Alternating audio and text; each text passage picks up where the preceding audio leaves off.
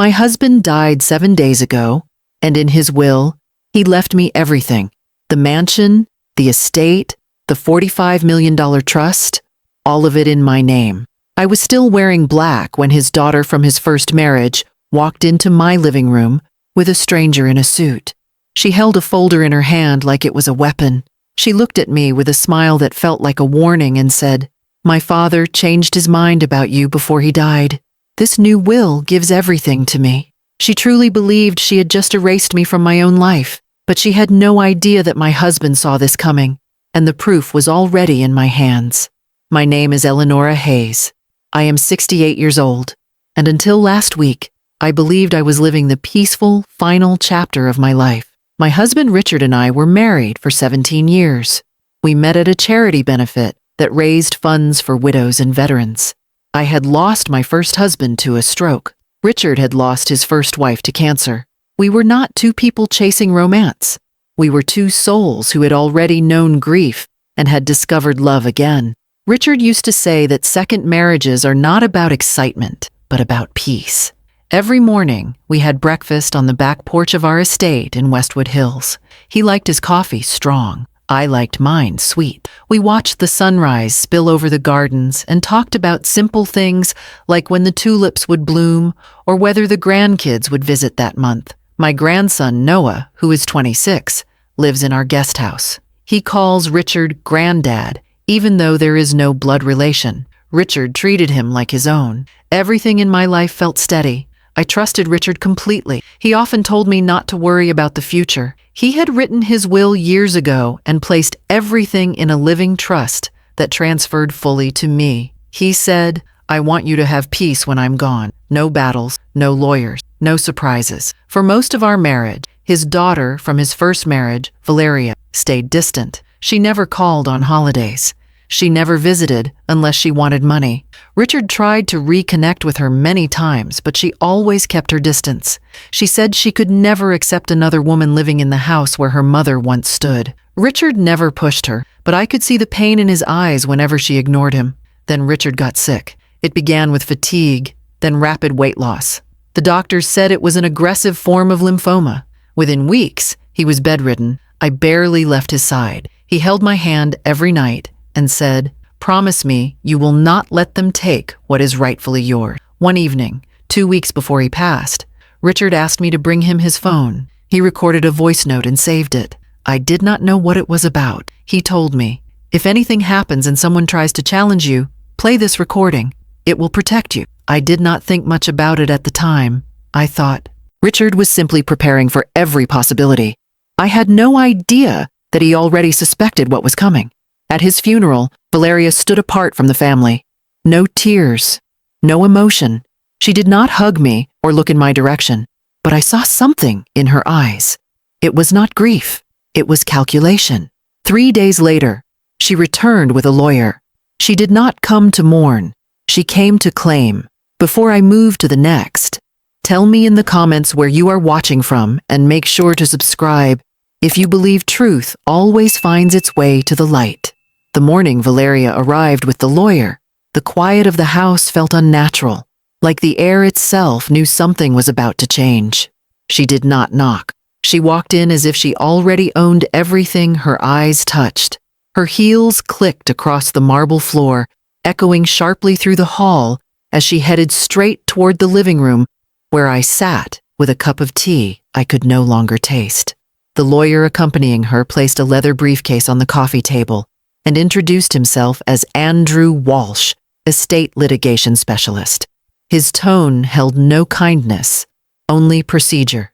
Valeria sat across from me, crossing her legs slowly, a small, cold smile forming on her lips. She looked at me the way a vulture might look at its next meal.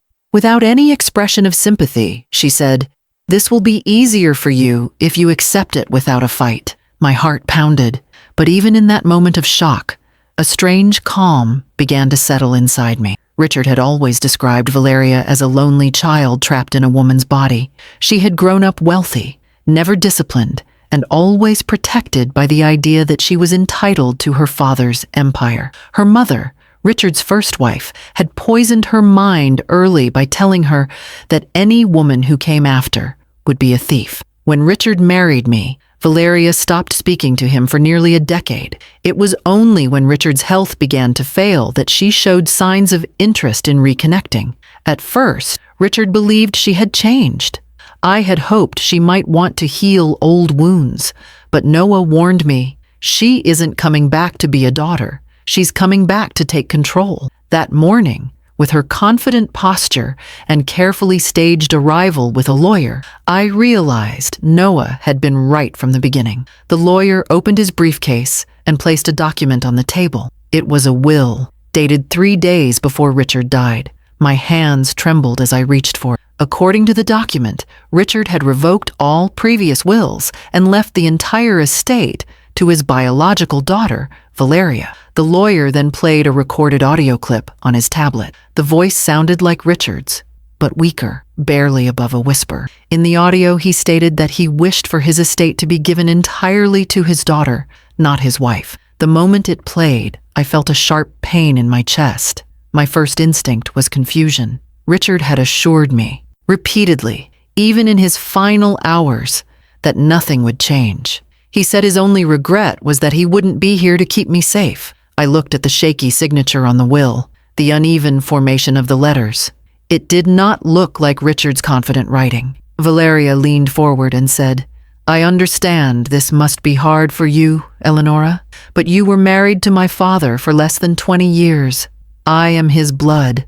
It's only natural that his legacy returns to where it belongs." Her tone did not carry the softness of a grieving daughter. It carried the triumph of someone who believed she had already won. She expected me to accept the papers, step aside, and let her dismantle the life Richard and I built together. I felt anger rising, not because of the money, but because she was erasing the love Richard and I shared. She was not fighting for legacy. She was fighting to punish. Noah entered the room from the hallway, his phone already in his hand. He had been listening quietly, a fire burning behind his calm expression. He asked the lawyer a direct question. Was this will signed in front of a medical witness?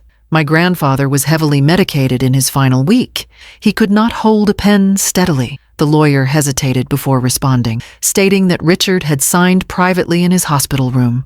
Noah then asked who was present. Valeria's eyes flickered, just for a moment, betraying a sliver of fear. The lawyer claimed that a nurse had been present, but provided no documented witness signature. That was the first crack. I set the papers down and looked at Valeria directly. Richard trusted you with many chances. You walked away from all of them. Now you walk in after his death and claim he changed his heart in his final breath. Valeria did not flinch. Instead, she replied, "He came to his senses. He knew what was right." Her voice was steady, but her fingers tapped anxiously against her knee. Noah opened his laptop on the coffee table and pulled up Richard's digital signature from previous legal documents. He placed it side by side with the one on the supposed new will. The differences were unmistakable. The strokes were jagged, the spacing uneven. It looked like someone trying to imitate his hand while under pressure. The lawyer shifted in his seat, sensing their position weakening, but Valeria held her chin high. She declared, "You can challenge it in court, but you will lose. My father may have cared for you emotionally, but financially, he knew who his real family was." Her cruelty did not break me. It awakened me. I remembered the voice note Richard had recorded, the one he insisted I keep safe. In that moment, I understood. He had prepared me for this storm. I rose from my chair slowly and said, "Then we will let the truth speak for itself." Valeria looked startled. She expected tears. Instead, she saw resolve. The real battle had begun, and I was no longer afraid. The tension in the house was no longer silent. It moved through the hallways like an unseen presence, reminding me that I was no longer just a grieving widow. I was a woman under attack. After Valeria and her lawyer left, I walked upstairs to Richard's study, a room he once called the heart of our home. It still smelled faintly of cedar and the cologne he wore every evening. I touched the back of his leather chair, steadying myself as a wave of sorrow passed through me. But beneath that sorrow was something stronger, conviction. My husband had trusted me to protect not just the estate, but his honor. I could not let his legacy be twisted into something ugly by someone who loved him only for what he could give. Noah followed me quietly into the study. He placed his laptop on the desk and said, "We need to act fast. If Valeria files that forged will in court before we have our evidence in place, we'll be defending instead of attacking." His voice was steady, but I saw the tightness in his jaw. This was not just my fight anymore. It was his too. He had loved Richard deeply. To him, Richard was not a step-grandfather. He was his only real father figure. Noah opened a folder on his computer with hospital visitation logs he had pulled from Richard's patient portal. The logs clearly showed that Valeria had been the only visitor on the night the forged will was allegedly signed. She stayed in his room for 43 minutes. Richard's vitals that night indicated he was heavily sedated. My phone buzzed with a text from Nurse Abigail, who had cared for Richard in his final days. She agreed to come to the house that evening. When she arrived, her eyes were filled with sadness for Richard, but also determination. She sat at the kitchen table with me and said, "I need you to know the truth." Richard was not conscious when Valeria brought those papers in. She claimed she just needed him to review some insurance updates. I saw her press a pen into his hand. His eyes were barely open. I felt anger burn beneath my skin, but I stayed composed. Abigail continued. He tried to speak, but nothing came out. It wasn't a signature. It was a forced movement.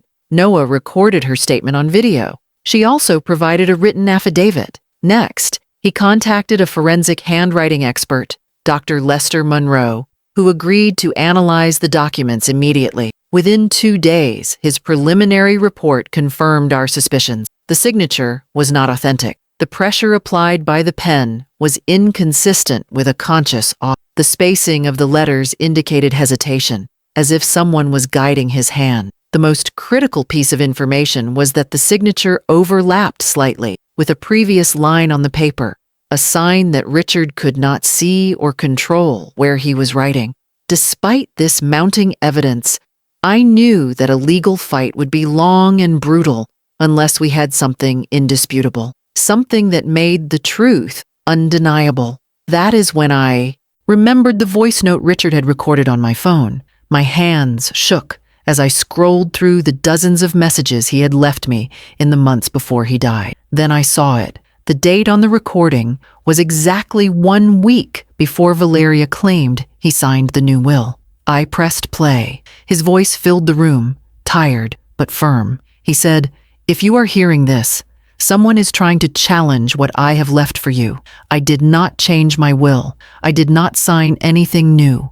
My daughter has come back only for money. Do not let her take what is yours. Use this recording to protect yourself." Tears blurred my vision as I listened. Richard had not just suspected betrayal. He had been prepared for it. He trusted me with his final defense. This recording was more than evidence. It was his last act of love. Noah backed up the recording onto multiple drives, created timestamp verification, and contacted our attorney, Michael Whitman, a seasoned estate lawyer who had handled Richard's previous legal matters. When we met with him in his office, he leaned forward after hearing the recording and said, "This is irrefutable. We will not wait for her to file. We will bring this to the court ourselves. If she continues to push a forged will, she will face criminal charges." On our drive back home, Noah turned to me and said, "Grandma, you're not just defending your inheritance, you're protecting his memory." Those words gave me more strength than anything else. As we pulled into the driveway, the sun was setting behind the hedges, casting long golden shadows across the lawn Richard had walked every evening. I stood at the entrance of our home and made a decision. This would not be a private dispute whispered about among lawyers. It would be a public reckoning. Valeria had chosen deception. I would answer with truth. That night, I slept with peace for the first time since Richard's passing, not because the fight was over, but because I knew I was ready. I would walk into court not as a widow holding on to wealth, but as a wife honoring her husband's final promise. The turning point was more than a moment. It was a transformation. I was no longer a victim.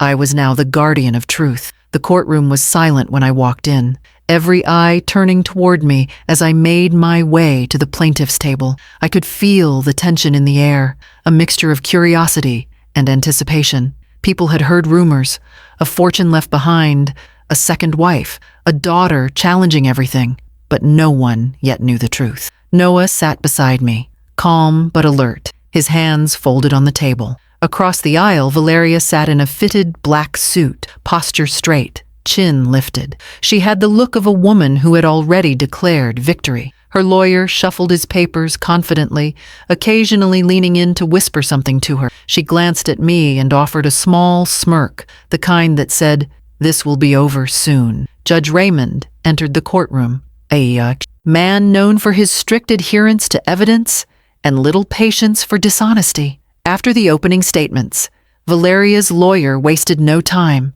He stood and addressed the court, claiming that Richard deeply regretted not leaving his estate to his only biological child. He spoke as if it were fact, as if the love Richard and I shared for 17 years was nothing more than a convenience. He painted Valeria as a devoted daughter, trying to fulfill Richard's true wishes. When he displayed the forged will on the projector screen, I heard people in the audience murmur. He then played the weak audio clip that allegedly featured Richard changing his mind, the voice faint and strained. But when it ended, Judge Raymond did not react with sympathy. He instead adjusted his glasses and asked, "When was this recording made?" The lawyer responded confidently, 3 days before Mr. Hayes passed. The courtroom grew tense. Everyone knew Richard had been barely conscious during those final days. Noah subtly nodded to me. It was time. My attorney, Michael Whitman, stood. His voice was controlled but powerful. He walked to the center of the courtroom and began by acknowledging the grief of losing a husband and father. Then he firmly stated, "This is not a case about inheritance. This is a case about truth versus deception." He then presented the forensic handwriting report, which demonstrated clear signs of forgery and coercion. The expert, Dr. Monroe, testified via video conference, explaining that Richard's signature was not consistent with any of his historic patterns. He pointed out how the pressure indicated that his hand had been physically guided. Valeria's attorney objected multiple times, but each objection was overruled. Valeria shifted in her seat, her perfect composure beginning to crack. Her fingernails tapped anxiously on the table. Then came the next blow. Nurse Abigail stepped forward. When she took the oath and began speaking, the courtroom listened intently. She testified that Richard had been sedated, barely able to speak, and in no condition to understand legal document. She described seeing Valeria place papers on Richard's lap and force a pen into his hand. Her voice shook slightly when she said, "He tried to pull his hand away. He didn't know what he was signing." Gasps echoed through the room. Valeria's lawyer objected on the grounds of hearsay, but the objection was denied. The judge then turned to our side and said, "Do you have further evidence?" Michael nodded and looked at me.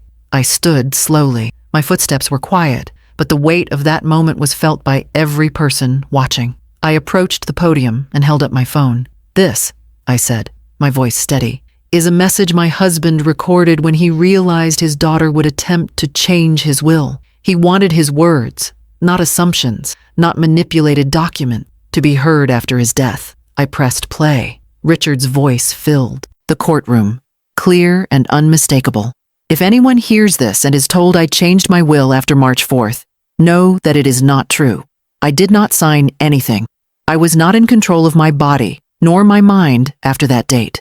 My wife Eleonora is the rightful heir to my estate. Any attempt to take that from her is an act against my wishes." The room fell into complete silence. Valeria's face turned pale. Her eyes widened, then narrowed, as if she was deciding between denial and surrender. The judge leaned forward, looking directly at her. "Miss Hayes, do you still wish to claim this will as valid?" In that moment, she stood up abruptly, knocking her chair back. "This is manipulation. My father would never choose her over me," she shouted, her voice breaking into a mix of rage and desperation. Her lawyer tried to calm her, but she continued, pointing at me with shaking hands. "She bewitched him. She turned him against me. The judge slammed his gavel. Order! Valeria's breakdown only confirmed what the evidence had already proven. The forged will was officially ruled invalid. The original trust, leaving everything to me, was reinstated. But the court was not finished. Due to the overwhelming evidence of intentional fraud, the judge announced that criminal charges would be filed against Valeria for attempted estate theft and forgery.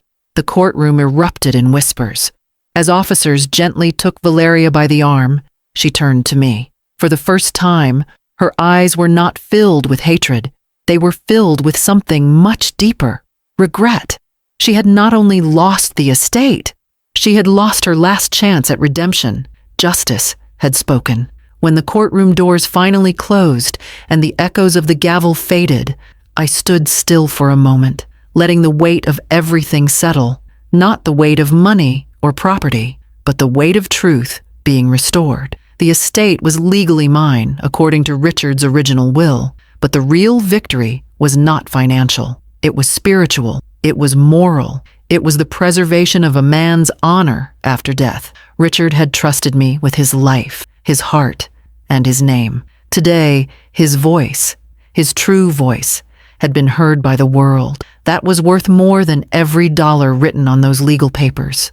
As Valeria was escorted out of the courtroom, she did not look at me with anger anymore. Instead, it was a look of quiet devastation. That moment did not bring me joy. In fact, it brought a deep sadness to my heart. Not because I wished things had gone differently in terms of inheritance, but because I wished she had chosen love over greed. She had not only lost the case, she had lost the last bridge to her father's memory. Richard once told me that money reveals character. In Valeria's case, it revealed a wound so deep that she was willing to betray her own blood to fill it. Outside the courthouse, the sun broke through the clouds and cast a golden light over the stone steps. Reporters gathered, hoping for a dramatic quote or an emotional breakdown, but I had nothing sensational to offer them. I simply said, "Justice was done today, not for wealth, but for truth." That evening, Noah and I returned home to the estate. The house felt different, quieter, but no longer heavy. Instead of feeling threatened or afraid, I felt a deep peace return to its halls. The portraits along the grand staircase seemed to stand taller, as if Richard himself was watching with pride. After dinner, I walked onto the back porch, where Richard and I used to have coffee at sunrise. The evening air was cool, and the sky was painted in shades of amber and rose. I sat in his chair and closed my eyes. For the first time since his passing, I did not feel alone. I felt him there, not in sadness, but in strength. His final act of love had protected me even in death, and in return, I had protected his legacy. People often think love ends when a heartbeat stops, but I learned that love is louder than silence and stronger than death. Love is a promise that keeps living through the choices we make. Noah joined me on the porch, carrying 2 cups of tea. He handed one to me and said, "Grandma, Granddad would be proud." I smiled, touched not only by his words but by the realization that this home, this legacy, and even this story were not about me alone. They were about generations, about what we leave behind when we are gone. Richard had built an empire of wealth, but more importantly, he had built an empire of values, loyalty, trust, and integrity. It was now my responsibility to ensure that those values lived on. The following week, I made a decision that surprised many.